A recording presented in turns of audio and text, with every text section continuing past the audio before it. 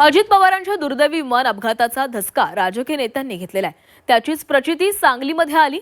भाजप आमदार गोपीचंद पडळकर यांनी हेलिकॉप्टर प्रवासावरून मनात निर्माण झालेली भीती जाहीरपणे बोलून दाखवली आहे। हेलिकॉप्टरमध्ये बसताना पोटात गोळा आला होता अशी कबुली पडळकरांनी दिलेली आहे। मिरज तालुक्यातील बेळंकी इथं आयोजित कार्यक्रमासाठी गोपीचंद पडळकर हेलिकॉप्टरनं राधाकृष्ण विखे पाटील यांच्यासोबत आले होते आणि त्याच दरम्यान त्यांनी ही भीती व्यक्त केली आहे।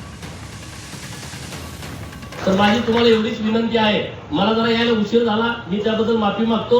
कारण आजच आमच्या पार्टीचा प्रदेशची बैठक होती, पहिलीच मीटिंग होती आणि काल साहेबांच्या सोबतच यायचं ठरलं होतं, पण म्हणलं आज प्रदेशची पण मीटिंग करावी आणि आज इकडे जावं। परत हेलिकॉप्टर मध्ये बसायची भीती, कारण साहेबांचे चिरंजीव माझ्या शेजारी होते सुजय साहेब, ते म्हणले मी आता हेलिकॉप्टरने विमान वापरायचं बंद केलंय, माझ्या पोटात गोळा झाला, आता मला जायचं कसं।